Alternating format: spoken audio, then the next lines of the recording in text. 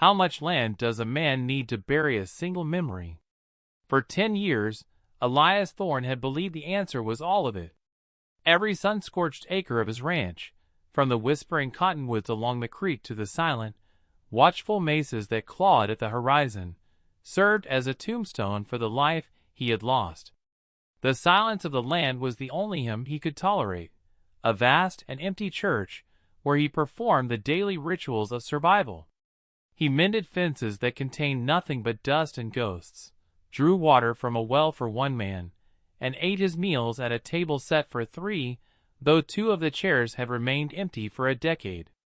His wife, Maria, and his son, Samuel, had been taken not by violence, but by the quiet ruthlessness of a fever that had swept through Redemption Creek like a phantom reaper. He had fought it with useless poultices and desperate prayers, his strength failing against an enemy he could not see or strike. The memory was a brand on his soul, the small, cold hand of his son slipping from his grasp, the final, rattling breath of his wife in the pre-dawn dark. After he had dug their graves beneath a lone oak on the hill, he had buried himself alongside them, just without the dignity of a wooden cross. His heart had become as hard and fallow as the packed earth of his yard. Compassion was a currency he no longer traded in. So when he saw the stain of crimson against the pale, cracked floor of the dry wash, his first instinct was not concern, but irritation. It was a disruption, a flaw in the perfect, desolate canvas of his self-imposed exile. He followed the trail of blood droplets, like scattered pomegranate seeds, to a shallow alcove carved out by 1,000 forgotten flash floods. There, crumpled against the rock, was a woman. Her black hair, matted with dirt and blood, fell across a face of sharp, resilient beauty. Her deerskin dress was torn, and a crude, blood-soaked bandage was tied high on her arm. She was Apache, that much was clear from her features and the intricate beadwork on her moccasins. She was also dying. Her dark eyes, fierce and defiant even in their pain, snapped open and fixed on him. They held no plea for help, only a warning. A cornered animal's last stand. Elias stood there, the midday sun beating down on his worn hat, and a cold war raged within him. The world and its troubles had been locked outside his fence line for 10 years. This woman was the world, bleeding its chaos onto his land. To help her was to let it all back in, the vulnerability, the hope, the inevitable pain of loss. To walk away was to affirm the man he had become, a hollow shell, as lifeless as the rock she lay against. He looked at her wound, then at his own calloused hands, hands that had once held a family. He remembered the feeling of helplessness as life had drained from them, and a bitter, familiar taste filled his mouth. He turned, his boots scuffing the gravel, fully intending to return to the sterile peace of his solitude. But he only made it 3 steps. The image of her, a broken doll of leather and blood, superimposed itself over another memory, Maria, in their bed, her face pale as wax. He stopped. A low curse, rusted from disuse, escaped his lips. He could not fight a fever, but he could fight this. He walked back, his shadow falling over her. The woman flinched, trying to push herself further into the rock. "I won't hurt you," Elias said, his voice a rough, gravelly thing he barely recognized. He knelt, his movements slow and deliberate. He pointed to the bandage, then to his house, a distant speck on the plains. "My home." "Medicine." She watched him, her gaze unwavering, searching for the lie. He met her stare, letting her see the vast emptiness inside him. It was, in its own way, a form of honesty. After a long moment, a flicker of something, not trust, but a surrender to fate, softened her expression. She gave a single, almost imperceptible nod. Lifting her was a shock. She weighed almost nothing, a bird with a broken wing. As he carried her across the open land, her head lolled against his chest, and for the first time in a decade, Elias Thorne felt the fragile, terrifying weight of another human life in his arms. The silence of his ranch had been broken. He laid her on Samuel's old cot, the one he never had the heart to dismantle. The house, which had been his sanctuary of grief, now felt like a sick room. He worked with a rancher's practicality, cutting away the sleeve and the dirty bandage. The wound beneath was ugly, a deep gash, inflamed and angry, inflicted by a blade. It was no accident. He cleaned it with whiskey, ignoring her sharp, ragged intake of breath. He stitched the skin together with a clean needle and gut, his large hands surprisingly steady. The work was familiar, a distant echo of suturing livestock, but the gravity of it was profoundly different. This was not property. This was a person. For 3 days, she drifted in and out of a fevered sleep. Elias sat with her, bathing her brow with cool water, forcing broth between her chapped lips. In the long, quiet nights, lit only by a kerosene lamp, he found himself watching her, the stark lines of her face, the quiet rise and fall of her chest. He was a sentinel, a guardian, a role he had failed at so spectacularly before. The fear of that failure was a physical presence in the room, a cold shadow that vied with the lamp's warm glow. On the 4th day, he awoke to find her sitting up, her eyes clear and watchful. The fever had broken. "My name is Nita," she said, her voice soft but strong. Elias nodded, stirring the embers in the hearth. Elias. Silence stretched between them, not the empty silence he was used to, but one thick with unspoken questions. He didn't ask them. He gave her a bowl of stew, and she ate, her movements slow but deliberate. He saw then that the exhaustion in her was bone deep, a weariness not just of the body, but of the soul. He knew that landscape well. A week passed. Nita healed, her strength returning in small increments. She began to move about the house, her presence a quiet disruption to his rigid routines. She would mend his torn shirts with a skill that shamed his clumsy stitches, her small, neat work a silent conversation. She never spoke of how she came to be in the wash, and he never asked. It was enough that she was there, a flicker of life in the mausoleum he called home. He found himself leaving the 3rd chair at the table, not for a ghost, but for her. The illusion of peace was shattered by the sound of hoofbeats. 2 riders approached, their forms shimmering in the heat haze. One was Deputy Silas Kent, a man whose authority came from the silver star pinned to his vest and the cruelty in his eyes. The other was Judge Alistair Callahan, the man who owned Redemption Creek, the bank, the saloon, the law. Callahan was a man of cold, impeccable elegance, who saw the land and its people as entries in a ledger.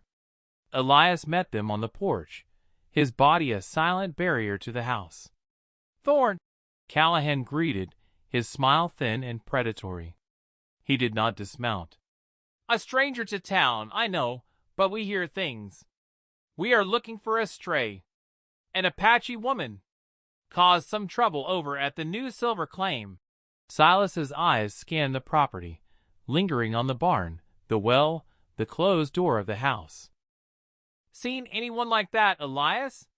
Small thing, likely wounded." Elias felt Nita's presence behind the door, a silent, attentive stillness. The choice was simple and stark: lie and invite ruin, or tell the truth and condemn her. 10 years of isolation had been a retreat from this very kind of moment, where a man's soul was weighed on a simple yes or no. "Been no one on my land but me," Elias said, his voice flat. "Hasn't been for a decade. You know that, Judge." Callahan's eyes narrowed, the smile never leaving his face. "Of course. But these savages are like vermin. They get into places you'd least expect. We have a government contract to clear the territory of hostiles. For settlement. For progress. They're being moved to a federal reservation south of the border. It's for their own good." He paused, letting the words hang in the air. And for hours. Keep your eyes open, Thorn. A man alone is vulnerable. It was a threat, wrapped in the guise of civic concern. When they finally rode away, the dust settling in their wake, Elias felt a cold knot tighten in his gut. He turned and opened the door. Nita stood there, a cast iron skillet in her hand, ready. That night, she told him everything. She spoke of Callahan's reservation, not as a sanctuary, but as a slave camp. Her people, the Chiricahua, had been rounded up under false pretenses, promised food and safety. Instead, the men were forced to work Callahan's illegal silver mine, and the women and children were held captive to ensure their compliance. Nita had escaped during a transfer, a sympathetic guard looking the other way before Silas had cut her down. Her husband, she said, had been killed for trying to protest the conditions. Her son, Taza, a boy of 8, was still there. "He looks like his father," she whispered, her voice cracking for the first time. "He has brave eyes." The story settled in the small house, a poison seeping into the floorboards. Elias now understood. This was not about one woman. It was about a systematic evil, sanctioned by law and driven by greed. His quiet ranch was no longer on the periphery of the world's cruelty. It was at its heart. His first impulse was still to retreat. He could give her a horse, supplies, and point her south. He could wash his hands of it and return to his ghosts. But when he looked at her, he saw not an Apache woman, not a stray, but a mother who had lost everything but the hope of saving her child. He saw a mirror of his own grief, but hers was alive, pulsing with a desperate, active purpose. His was a stagnant pool. Hers was a raging river. The next morning, Elias rode into Redemption Creek. It was the first time in years he had gone to town for anything other than salt and flour. The townsfolk watched him, their faces a mixture of curiosity and fear. He was a specter from the past, a man they had written off. He went to the surgery of Dr. Abram, a man old enough to remember when Elias Thorne had been a husband and a father. Abram was weary. His shoulders slumped from the weight of too many deaths he couldn't prevent, but his eyes were still kind. Elias didn't waste words. He told the doctor what he knew. Abram listened, his face growing grimmer with each sentence. "I know, Elias," he said quietly, cleaning his spectacles. "We all know. We see the wagons pass through, filled with those poor souls. We hear the whispers from the mine. But Callahan, he owns this town. The law, the bank, everything. To stand against him is to lose it all. And to do nothing?" Elias asked, the question hanging between them. "What do we lose then?" Dr. Abram looked at his hands, then up at Elias. He saw the change in the man before him. The emptiness was still there, but now a fire was lit in its depths. "What do you need, Elias?" The plan was born of desperation and knowledge. Elias knew the land better than Callahan's men ever could. He knew the old canyons, the forgotten trails, the places where the earth itself could be an ally. Dr. Abram learned from a nervous miner that Callahan was planning to move a large group, including the remaining women and children, to a more permanent, hidden location in 3 days' time. It was now or never. Elias and Abram enlisted the quiet help of a few others. Mrs. Gable, the mercantile owner who had always been kind to Maria, packed supplies and slipped them to Elias under the cover of darkness. A blacksmith, whose brother had been crippled by Callahan's enforcers over a debt, agreed to create a diversion. It was a fragile alliance, a handful of terrified people against a fortress of corruption. The night before the convoy was set to leave, Elias stood with Nita by the creek where he had found her. The moon was a sliver in the sky. "This is a fool's errand," he said, not to her, but to the ghosts that walked with him. "We will likely die." Nita touched his arm. Her touch was light, but it grounded him. To die for a child is not a fool's death. It is the only death that makes sense. She looked toward the dark outline of Callahan's mind. I will get my son. Her certainty was an anchor in his sea of doubt. It wasn't about redemption. It was about doing the one right thing that stood before him. The plan was simple and suicidal. They would not attack the convoy directly. They would use the land. Elias had spent a day planting small, carefully placed charges of blasting powder, stolen from an abandoned prospector's shack, along the narrow ridge of Red Viper Canyon, the only route the wagons could take. The blacksmith would start a fire in a hay barn on the edge of town, drawing Silas and most of his men away. As dawn broke, the fire erupted, a pillar of smoke and flame. As predicted, Silas and his posse galloped toward the chaos. A skeleton crew was left to guard the wagon train, which began its slow, lumbering journey out of the camp. Elias and Nita watched from the high ridge. Below, the wagon snaked into the canyon. Elias lit the fuse. The explosion was not large, but it was precise. Rocks and earth cascaded down, blocking the path ahead, trapping the convoy between the rockslide and the canyon's narrow entrance. Panic erupted. The guards shouted, horses reared. In that moment of chaos, Nita let out a high, piercing cry, a Chiricahua call. It was answered from within the wagons. The prisoners, who had been cowed into submission, were now ignited by a spark of hope. They began to rock the wagons, to shout, to fight back with whatever they had. Elias slid down the scree slope, a ghost moving through the dust and confusion. He located the wagon holding the children, a converted freight hauler with barred windows. 2 guards stood before it, their rifles raised. He didn't have a gun. He had a length of fence wire, and a lifetime of grief forged into resolve. He moved behind them, a shadow among shadows. He took one down with a wire, a brutal, silent act of necessity. The other turned, his eyes wide with shock. Before he could fire, an arrow sprouted from his chest. Nita stood on the ridge above, her bow drawn, her face a mask of fierce, maternal fury. Elias wrenched open the wagon door.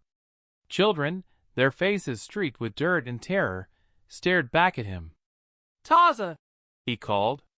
A small boy with his mother's defiant eyes pushed his way to the front. Elias grabbed him, hoisting him onto his shoulders, and began the treacherous climb back up the slope, away from the chaos. Behind them, the other Apache men, emboldened by the attack, were overwhelming the few remaining guards. When they reached the ridge, Nita dropped her bow and ran to them. She pulled Taza from Elias's shoulders and held him, burying her face in his hair, her body shaking with silent, racking sobs. Elias watched them, his heart an aching, hollow drum. He had not saved his own son, but he had helped save this one. It was not a balancing of the scales. Nothing could ever do that, but it was something. It was a start. They returned to the ranch under the cover of darkness. The next day, Dr. Abram arrived with news. The raid had worked. Callahan's operation was in shambles, his authority questioned for the first time. The escaped Apaches had scattered into the mountains, free. Callahan, furious and humiliated, was offering a bounty on Elias's head, but the town was no longer unified in its fear of him. A seed of defiance had been planted. The following days settled into a new kind of quiet at the ranch. It was not the silence of absence, but the gentle quiet of life. The sound of Taza's laughter as he chased chickens in the yard. The soft murmur of Nita's voice as she taught her son their language. The house was no longer a tomb. One afternoon, Elias found Samuel's old wooden horse in the barn, covered in a decade of dust. He spent the rest of the day sanding it down, mending its broken leg, and rubbing it with oil until the grain shone once more. He brought it to Taza, who was sitting on the porch steps. The boy looked at the toy, then up at the tall, quiet man. He took it without a word and began to run it along the porch rail, making his own quiet hoofbeat sounds. Nita came and stood beside Elias, watching her son play. She said nothing, but her presence beside him was a world of gratitude. He felt the tight, frozen knot inside his chest begin to thaw, just a little. The ghosts of Maria and Samuel were still there, standing on the hill beneath the oak, but they were no longer accusatory. They were peaceful. He looked out at the land that had once held only ghosts, and for the first time in a decade saw a horizon.